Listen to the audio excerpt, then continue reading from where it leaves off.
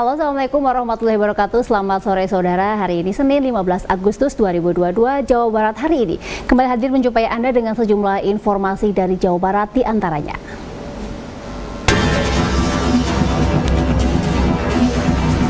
Bendung Katulampa Bogor siaga 2.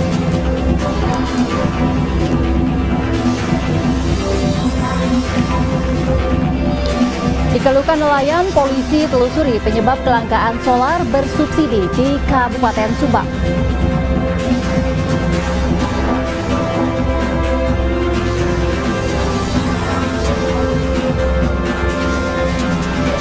Disdaging siap antisipasi kenaikan harga roti dan mie instan.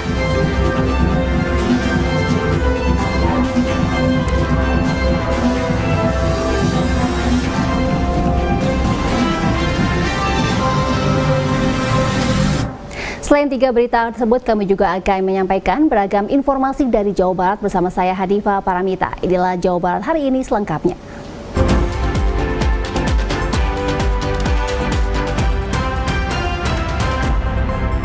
Kita awali informasi pertama dari Kota Bogor. Tingginya intensitas hujan yang mengguyur kawasan Puncak membuat debit air di Bendung Katulampa Bogor Minggu malam meningkat. Petugas pun menetapkan kenaikan status menjadi siaga 2. Ketinggian volume aliran Sungai Ciliwung yang terpantau di Bendung Katulampa Bogor ini Minggu malam melonjak drastis usai kawasan Puncak dilanda hujan deras. Debit air yang awalnya hanya 50 cm secara tiba-tiba meningkat hingga berada di angka 180 cm atau status siaga 2. Naiknya tinggi muka air ini membuat petugas langsung berkoordinasi dengan penjaga pintu air di Depok dan Manggarai agar waspada. Petugas juga mengimbau agar warga yang tinggal di bantaran Kali Ciliwung siaga karena bisa menyebabkan banjir di wilayahnya. Tepat jam 19.00, tinggi muka air termonitor kurang lebih ada 180 cm dan termometer di Bendung Katulampa mencapai 379 meter kubik per detik, dan hari ini kembali memasuki jam 20 menurun ke 130 cm terus langsung menurun. Namun status siaga 2 ini tidak berlangsung lama seiring berendahnya hujan di kawasan Puncak yang mulai berangsur berhenti. Dari Kota Bogor, Andi Firmansyah, TVRI Jawa Barat melaporkan. Beralih ke Subang, Jawa Barat, Kepolisian Sektor Legon Kulon, Subang menyusuri penyebab kelangkaan solar bersubsidi di wilayah Pantura, Subang. Hal itu dilakukan setelah para nelayan setempat mengeluhkan sulitnya mendapatkan BBM jenis solar bersubsidi dalam sepekan terakhir. Keluhan para nelayan di Desa Mayangan, Desa Legon Kulon, Kabupaten Subang, Jawa Barat yang kesulitan untuk mendapatkan solar subsidi pada beberapa SPBU dalam sepekan terakhir ditanggapi langsung jajaran kepolisian sektor setempat. Polisi dari Polsek Legon Kulon, Subang segera mengecek kelangkaan solar subsidi untuk mengetahui penyebab terjadinya kelangkaan hingga menuai banyak keluhan dari para nelayan. Dalam pengecekan langsung ke para nelayan, pihak kepolisian tidak menemukan kelangkaan BBM jenis solar bersubsidi untuk para nelayan. Bahkan di sejumlah SPBU di wilayah Lengkong Kulon ini juga pasokan solar bersubsidi berjalan normal. Menurut pihak kepolisian, para nelayan yang kesulitan untuk mendapatkan solar selama ini bukan akibat kelangkaan BBM jenis solar, namun akibat persyaratan untuk mendapatkan BBM bersubsidi itu yang rumit, sehingga banyak nelayan tidak mau dan tidak mampu mengurusnya. Terlebih di wilayah ini rata-rata nelayan kecil. Kadang-kadang kita rek genteng. Sulit ya? Iya, sedang sulit solar. Apa yang jadi masalah kesulitannya, Pak? Ya, barangnya solar jo orang tuh pakai solar gitu. Ngomongnya. Dari warungnya aku yang kita mau tukar. Tukar 20 aja. Ajak kakek aja bareng-bareng baik. Tadi ada salah satu nelayan yang mengeluh kesulitan mendapatkan BBM, itu di mana? Tadi saya dengar itu di Genteng, mungkin di desa sebelah, karena mungkin untuk mendapatkan BBM ini birokrasinya sulit, karena kalau tidak menempuh birokrasi itu takut disalahgunakan. Untuk menunjang aktivitasnya melaut, setiap hari para nelayan kecil di wilayah ini membutuhkan sedikitnya 4 liter solar bersubsidi sebagai bahan bakar kapal mereka. Demikian Hari Rahmadani, TVRI Jawa Barat melaporkan. Dinas Perdagangan dan Perindustrian Kota Bandung mulai melakukan langkah antisipasi kenaikan harga pangan berbahan gandum yang diprediksi akan terdampak perang Rusia dan Ukraina dengan melakukan pemantauan harga dan ketersediaan di pasaran. Konflik berkepanjangan yang melibatkan Rusia dan Ukraina mulai memberikan dampak terhadap Indonesia, terutama dalam pasokan gandum. Hal tersebut juga bisa berimbas terhadap kenaikan harga produk turunannya, termasuk roti dan mie instan. Bahkan Menteri Pertanian Syahrul Yassin Limpo menyebut kenaikan produk berbahan gandum bisa terjadi. Dinas Perdagangan dan Perindustrian Kota Bandung siap mengantisipasi kenaikan harga tersebut. Antisipasi dilakukan dengan terus melakukan pantauan harga dan ketersediaannya di seluruh pasar tradisional maupun retail untuk memperkecil peluang praktik penimbunan. Kan dua-duanya itu produsen gandum ya, berarti gandumnya pasokannya terhambat, ya otomatis segala yang berbahan gandum, mie instan, roti itu otomatis ada kenaikan. Sudah gitu. Ada ini di Bandung? Belum ada. Nanti kita info ya. Biasanya teman-teman retail suka menginfokan kenaikan. Yang jelas minyak sudah turun ya sekarang premium ya. Memang sudah diprediksi kalau gandum karena pasokannya agak terhambat dengan adanya perang, kita otomatis bahan-bahan makanan yang berasal dari gandum ada kenaikan. Masyarakat berharap pemerintah pusat dapat mengantisipasi bila pasokan yang bersumber dari gandum seperti roti dan mie instan jangan sampai terjadi kenaikan harga yang disebabkan oleh bahan pokoknya yang langka. Arif Budi, kontributor TVRI Jawa Barat melaporkan.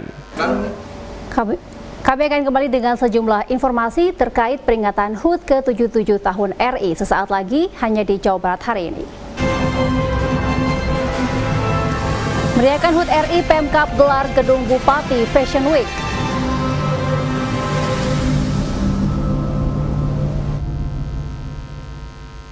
Universitas Komputer Indonesia Unikom Bandung, kampus juara dengan berbagai penghargaan internasional dan nasional. Juara dunia ICT 2019, World Steel Competition Kazan, Rusia, 9 tahun. Juara dunia kontes robot internasional Amerika Serikat, 2 juara ASEAN ICT Awards, AICTA 2021. Juara Asia Pasifik ICT Awards, APICTA 2021. Kampus dengan akreditasi unggul. Daftarkan diri Anda segera. Komputer Indonesia. Assalamualaikum warahmatullahi wabarakatuh. Untuk masyarakat di seluruh tanah air, dimanapun Anda berada, saya Ridwan Kamil, Gubernur Jawa Barat, mengucapkan selamat hari ulang tahun yang ke-77 untuk kemerdekaan Republik Indonesia yang kita cintai. Mari kita bangkit bersama, berkolaborasi, berinovasi, memberikan yang terbaik untuk bangsa, untuk mewujudkan cita-cita yang negara maju, negara yang mensejahterakan, mencerdaskan rakyatnya, dan semangat menuju bangsa yang maju, bangsa yang juara. Terima kasih. Hatur nuhun. Wassalamualaikum warahmatullahi wabarakatuh.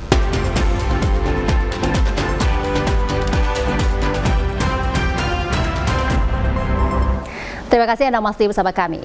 Meriahkan peringatan HUT ke-77 tahun RI, ratusan aparatur sipil negara di Kabupaten Tasikmalaya mengikuti Gedung Bupati atau GEBU Fashion Week. Selain kenakan pakaian heroik, para ASN juga mengenakan pakaian adat dari berbagai daerah Indonesia, lengkap dengan tarian asal wilayahnya. Seperti inilah aksi aparatur sipil negara saat menjadi model dadakan yang digelar di Gedung Bupati GEBU Fashion Week. Layaknya peragawan dan peragawati profesional, mereka berlenggak-lenggok di atas karpet merah yang basah usai diguyur hujan. Bedanya, GEBU Fashion Week ini menampilkan pakaian adat dari berbagai daerah di Indonesia. Pesertanya juga menarikan tarian khas daerah dengan pakaian yang mereka kenakan. Beragam pakaian adat Nusantara seperti baju bodo, baju adat Bali, baju Dayak, baju khas Padang, baju dari Sunda, baju Pangsi, baju adat Jawa, hingga Papua turut ditampilkan. Meski baru pertama kali berjalan di atas catwalk, peserta mengaku sangat antusias. Mereka senang bisa berpartisipasi dalam menyambut Hari Ulang Tahun Republik Indonesia ke-77 tahun. Untuk memeriahkan HUT RI yang ke-77, mudah-mudahan kedepannya Indonesia semakin baik lagi dan semakin meriah lagi. Iya. Yang Ibu tampilkan, Ibu kenakan ini pakaian dari mana, Bu? Dari daerah Dayak dan teman-teman juga ada dari dengan baju adat istiadat dari daerah-daerah lainnya. Jadi mengenalkan juga pakaian adat ya Bu ya. Gebu Fashion Week digelar pemerintah Kabupaten Tasikmalaya dalam rangka memeriahkan Hari Ulang Tahun Republik Indonesia ke-77 tahun. Selain hiburan, Gebu Fashion Week juga jadi ajang edukasi untuk memperkenalkan budaya dan pakaian tradisional berbagai daerah pada masyarakat. Membudayakan pakaian adat di daerah masing-masing, khusus di daerah Kabupaten Tasikmalaya ini, kita juga disarankan kepada peserta itu untuk memakai pakaian yang bersifat heroik gitu ya, karena dipadukan dengan atau disinkronkan dengan kegiatan proklamasi. Kemeriahan Hari Ulang Tahun Republik Indonesia ke-77 tahun kembali dirasakan masyarakat setelah 2 tahun sempat vakum akibat pandemi COVID-19. Dari Kabupaten Tasikmalaya, Yudi Irawan, kontributor TVRI Jawa Barat melaporkan. Guna memupuk kebersamaan dan jiwa juang tinggi, ribuan warga meriahkan HUT ke-77 RI. Antusias masyarakat ini juga didorong oleh hadiah menarik yang disupport oleh Muspika setempat. Ribuan warga dan anak-anak terlihat antusias mengikuti jalan santai yang digelar paguyuban kepala desa se-Kecamatan Jati 7 Majalengka, Jawa Barat. Kegiatan ini merupakan salah satu rangkaian dalam menyambut HUT kemerdekaan Republik Indonesia ke-77 karena adanya pandemi COVID-19 sejak 2 tahun lalu. Maka tak heran jika warga antusias dan menyambut gembira adanya jalan santai, terlebih karena banyaknya hadiah menarik yang disiapkan panitia. Camat Jati 7 Iken Asikin menjelaskan, rangkaian kegiatan ini merupakan hasil partisipasi semua pihak. Adalah salah satu rangkaian kegiatan dalam rangka memeriahkan HUT RI ke-77 di Kecamatan Jati 7. Ini kita persiapkan hasil partisipasi kerjasamanya, kekompakannya keluarga besar Kecamatan Jati 7, dan alhamdulillah pelaksanaannya sangat meriah. Kami menyediakan hadiah dari sepeda motor, sepeda, televisi, dan jenis-jenis hadiah yang lain. Dewi, salah satu warga Jati 7, mengaku senang setelah 2 tahun vakum tidak ada kegiatan seperti ini. Tidak ada kegiatan untuk merayakan kemerdekaan kita sekarang. Alhamdulillah, mudah-mudahan kedepannya bisa melaksanakan terus. Selamat Hari Kemerdekaan kita yang ke-77. Saking antusiasnya, kegiatan jalan santai di Kecamatan Jati 7 didominasi para pelajar dari berbagai sekolah. Edward Ruspendi, TVRI Jawa Barat melaporkan. Menyambut Hari Kemerdekaan yang ke-77 Republik Indonesia, Komunitas Informasi Teknologi di Indonesia menggelar turnamen golf IT yang digelar di Gunung Gelis Golf Club Kecamatan Sukaraja, Kabupaten Bogor. Turnamen ini sekaligus ajang silaturahim para IT dari pemerintah maupun dari perusahaan swasta. Sebanyak 152 peserta mengikuti kejuaraan turnamen Golf Cup IT 2022 yang digelar di Gunung Gelis Golf Club Kecamatan Sukaraja, Kabupaten Bogor, Jawa Barat. Kegiatan ini menjadi salah satu momentum ajang silaturahmi di sela-sela kesibukan mereka dalam mengoperasikan IT di tempat kerjanya. Dalam turnamen golf ini, mereka juga dapat bertukar pengalaman tentang IT di dunia industri, bisnis, dan masyarakat umum.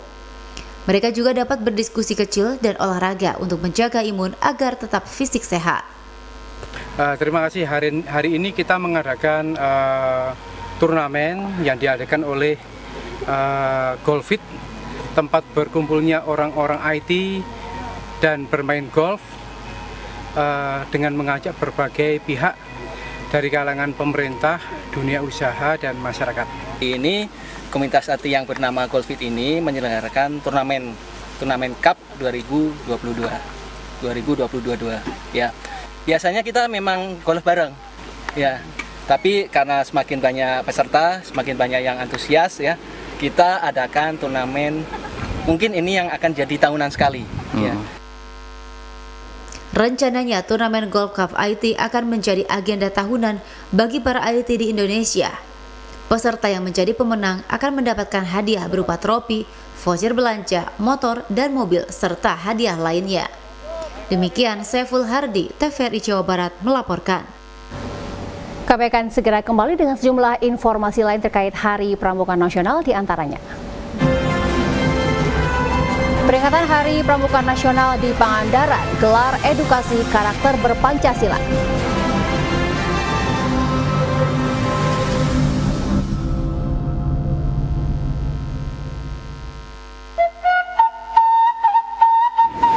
sekarang mah kopi Jawa Barat sudah mendunia. Kira-kira kalau ngejualnya itu bisa langsung apa gimana? Nggak bisa, Kang. Kalau kita mau ngirim kopi ke luar negeri mah nggak kayak jualan bala-bala tuh. Main jual-jual aja, harus ada sertifikasinya, harus ada uji mutunya, baru kita bisa kirim kopi ke luar negeri. Kalau uji mutu kopi itu adanya di BPSME Agro Bandung, Kang. Lu aya di Cinunuk. Cinunuk, ya saya pernah lewat. Oh iya, di situ. Ayatnya buat ekspor. Ya benar-benar. Siap lah.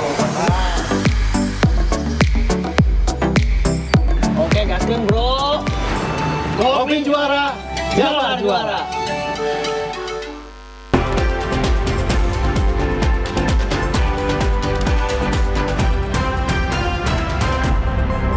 Anda masih di Jawa Barat hari ini bersama saya Hanifah Paramita. Hari Pramuka Nasional tahun 2022 yang jatuh pada setiap tanggal 14 Agustus digelar secara serentak di seluruh sekolah yang ada di Kabupaten Pangandaran. Menurut Herno, Ketua Kuaran Kecamatan Padaherang, Kabupaten Pangandaran, Hari Pramuka Nasional tahun ini kembali digelar setelah 2 tahun sempat tersendat akibat masa pandemi. Di Hari Pramuka Nasional tahun ini, Kuaran Kecamatan Padaherang menggelar persami, perkemahan Sabtu Minggu yang diikuti seluruh sekolah yang ada di wilayah Kuaran, mulai dari SD hingga sekolah menengah atas dan SMK. Lebih jauh disampaikan Herno bahwa di perkemahan Sabtu Minggu yang digelar Kuaran, pihak Kuaran lebih memberikan edukasi karakter pramuka berpancasila yang bertujuan menguatkan Pancasila kepada generasi penerus bangsa. Pramuka yang ke-61 kami di tingkat Kuaran Padaherang bisa melaksanakan kegiatan atau upacara perkemahan secara menyeluruh Kecamatan Padaherang. Adapun kegiatan-kegiatan divisi yang mengedukasi dengan kandungan-kandungan atau implementasi kurikulum berbasis Pancasila, juga pendidikan karakter yang utama dari pendidikan pramuka tersebut. Dari Pangandaran, Entang Saiful Rahman melaporkan. Berbagai upaya dilakukan pihak kampus dalam pengabdian kepada masyarakat, yaitu melakukan program MBKM, membangun sinergi melalui kuliah kerja nyata atau KKN. Salah satu tujuan kuliah kerja nyata atau KKN yang dilakukan mahasiswa di berbagai daerah adalah untuk memberdayakan masyarakat melalui berbagai program. Salah satu yang dilakukan LPPM UPI dalam pengabdian masyarakat ada dengan program pendampingan MBKM membangun desa sinergi berbasis isi library melalui kuliah kerja nyata KKN tematik. Kepala Pusat Kajian Pemberdayaan Masyarakat dan Pengembangan KKN UPI Leni Anggraini menyatakan program isi library merupakan bentuk aplikasi yang tujuannya meningkatkan sinyal di daerah terpencil. Menurutnya melalui isi library bisa membantu masyarakat khususnya di pelosok desa yang kesulitan mendapatkan sinyal internet. Apa sasarannya apa dalam pengembangan? Iya, pengembangan dari sasaran program pengabdian pada masyarakat ini merupakan program pendampingan MBKM ya, program Merdeka Belajar Kampus Merdeka melalui sinergitas desa ya, yang mana sinergitas desa di sini kita mencoba mensinergikan program KKN dengan program desa. Salah satunya di program pengabdian kita ada yang disebut isi library, yaitu di sini kita mencoba membantu masyarakat yang ada di desa, khususnya menyediakan perpustakaan digital tetapi yang offline. Aplikasi isi library dirancang mahasiswa UPI setahun lalu yang dapat didownload oleh masyarakat, khususnya masyarakat di pelosok desa. Demikian laporan Endang Herman dan Agung, TVRI Jawa Barat. Beralih ke informasi lainnya, belum stabilnya ekonomi masyarakat, Yayasan Hati Harapan Ponik sesuai komitmennya akan berupaya dalam membantu meringankan beban kebutuhan ekonomi masyarakat. Dalam upaya meringankan beban ekonomi yang dirasakan masyarakat, Yayasan Hati Harapan Ponix memberikan bantuan berupa paket sembako. Sasaran masyarakat yang mendapat bantuan sembako, masyarakat terdampak langsung terhadap belum stabilnya ekonomi keluarga. Dalam pembagian sembako, pengurus yayasan menyusuri kampung ke kampung yang tidak hanya di wilayah Kabupaten Bandung, namun juga Kota Bandung. Pada kegiatan peduli masyarakat, ada 6 titik, salah satunya di Kampung Paledang, RT 05, Desa Bojong Kunci. Dalam pemberian sembako, yayasan secara selektif mendata calon penerima paket.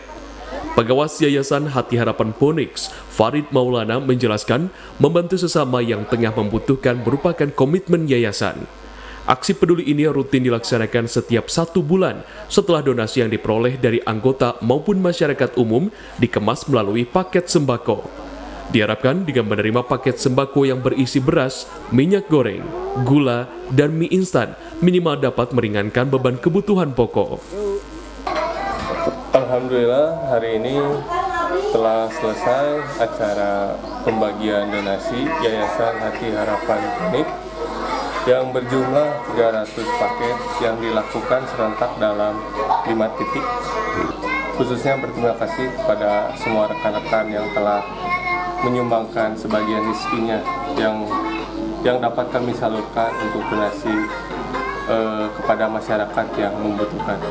Terbentuknya Yayasan Hati Harapan Phoenix yang berawal dari komunitas pemuda yang kerap berkumpul di bengkel otomotif terus berkomitmen donasi kepada masyarakat tidak mampu. Demikian Komar dan Ade, TVRI Jawa Barat melaporkan. Kami akan segera kembali dengan sejumlah informasi olahraga di antaranya. Wakapolda Jabar buka turnamen futsal di Bandung.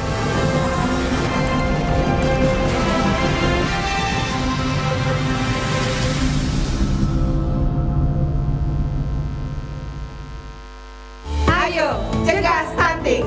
Kunjungi bidan andalan Anda untuk merencanakan dan mengatur jarak kehamilan untuk tumbuh kembang buah hati yang optimal.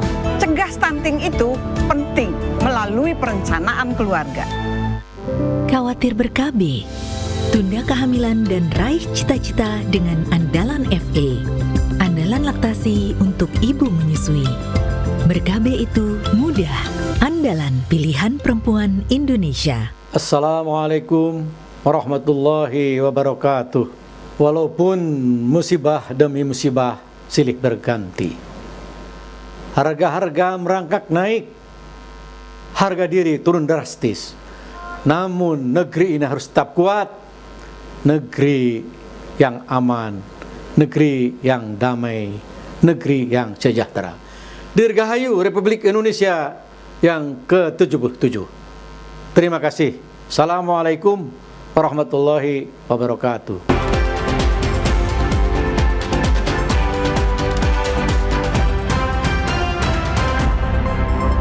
Ada masih di Jawa Barat hari ini. Wakil Kepala Kepolisian Daerah Jawa Barat, Brigjen Pol Bariza Sulfi resmi membuka turnamen sepak bola usia dini di Stadion Lodaya Kota Bandung. Sebanyak 76 tim dari seluruh Indonesia akan bertanding dalam turnamen tersebut. Dalam rangka memperingati Hari Kemerdekaan Republik Indonesia ke-77, sebanyak 76 tim dari seluruh Indonesia mengikuti turnamen sepak bola usia dini keluarga besar Putra-Putri Polri Cup 2022 di Stadion Lodaya Kota Bandung, Jawa Barat, Rabu siang. Turnamen sepak bola ini dibuka secara resmi oleh Wakapolda Jabar, Brigjen Pol Bariza Sulfi, yang ditandai dengan tendangan kick-off. Turnamen ini diikuti kategori usia 10 sampai usia 13 tahun. Pertandingan sepak bola ini akan digelar selama 4 hari hingga 13 Agustus 2022. Turnamen final nasional ini akan mewakili Indonesia dalam seri internasional, yakni Dreams Come True KBPP Polri International Cup yang akan berlangsung di Bali 1 hingga 5 Desember 2022. Kita ini nanti internasional itu membawa timnas pelajar Indonesia. Jadi kita ini di bawah binaannya Menpora, DCT KB Dreams Come True KBPP Polri Cup. Jadi pemenangnya nanti tahun ini oleh FIFA kita diberi kepercayaan untuk menjadi tuan rumah dan telah ditetapkan untuk internasional diselenggarakan di Bali pada awal Desember. Melalui ajang kompetisi ini pun turut mempromosikan kearifan lokal, sport tourism, dengan berbagai kampanye positif seperti semangat kebangsaan, persatuan, dan kesatuan cinta tanah air. Demikian dilaporkan kontributor TVRI Jawa Barat, Abi Aditya.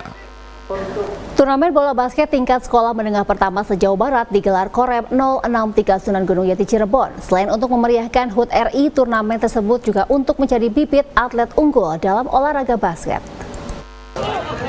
Turnamen basket junior ini diikuti sejumlah tim pelajar dari wilayah Korem 063 Sunan Gunung Jati Cirebon yang digelar di lapangan basket Komplek Makorem Jalan Brigjen Darsono, Kota Cirebon.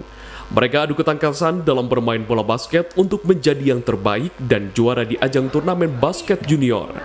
Dan Rem 063 Sunan Gunung Jati, Kolonel Infanteri Dani Rakca mengatakan, kegiatan ini selain untuk memeriahkan Hari Ulang Tahun Republik Indonesia juga untuk mencari bibit atlet muda berbakat dalam olahraga basket. Termasuk kabupaten dari Kerawang. Jadi kegiatan ini bertujuan adalah untuk mencari-cari bibit-bibit atlet di tingkat SMP sederajat, baik itu umum maupun dari pondok pesantren. Harapannya adik-adik ini dapat menjadi atlet dan membanggakan khususnya Jawa Barat dan umumnya juga dari tingkat nasional. Tak hanya itu, kegiatan ini juga sebagai pembinaan fisik sehingga kebugaran tubuh terjaga serta memotivasi generasi muda untuk terus berprestasi. Dari Cirebon, kontributor TVRI Jawa Barat Makmur Hamdalah melaporkan. Dari Cirebon kita beralih ke Purwakarta. Ade Basrudin peraih medali perak di PON Papua asal Kabupaten Purwakarta akan memperkuat tim angkat berat Kabupaten Purwakarta di Porprov Jabar ke-16 nanti dengan target perolehan 5 medali emas. Inilah Ade Basrudin peraih medali perak untuk angkat berat di PON Papua lalu. Kini ia terus berlatih bersama atlet angkat berat lainnya demi memperkuat tim angkat berat Kabupaten Purwakarta di Porprov Jabar ke-14. Atlet angkat berat Kabupaten Purwakarta, Ade Basrudin mengatakan, dengan bekal pengalaman di PON Papua, dirinya optimis bisa menyumbangkan medali emas di Porprov Jabar nanti. Kejuaraan terakhir di mana nih? Di PON Papua. Dapat apa? Dapat perak dengan angkatan 320 kg. Sekarang untuk Porprov sendiri gimana persiapannya? Perayaan nanti? Perayaan mudah-mudahan mendapatkan medali emas. Untuk kelas apa? Untuk kelas 4. Paling berat nanti biasanya kabupaten mana? Ya mungkin Bekasi, yang dia masih muda lagi. Ketua Persatuan Angkat Berat Seluruh Indonesia Kabupaten Purwakarta, Budiman menegaskan, dengan memiliki atlet andalan yang berpengalaman di ajang PON Papua lalu, tim angkat berat Purwakarta optimis bisa meraih 5 medali emas di Porprov Jabar. Kalau untuk Porda, kita akan mengirimkan 7 atlet angkat berat, yang insya Allah kita targetkan 5 emas dari angkat berat, karena kita memiliki atlet andalan yang pernah seleksi ke PON juga pada saat itu, dan mudah-mudahan sekarang mereka tetap semangat dan bisa menampilkan yang terbaik untuk Purwakarta di Porda ini, bermah 5 emas di tangan. Tim angkat berat Kabupaten Purwakarta akan menurunkan 7 atlet di Porprov Jabar ke-14 dengan harapan bisa menampilkan yang terbaik untuk Kabupaten Purwakarta. Dari Purwakarta, Alex Supriyadi, kontributor TVRI Jawa Barat melaporkan. Dan saudara, berikut informasi cuaca yang kami terima dari BMKG.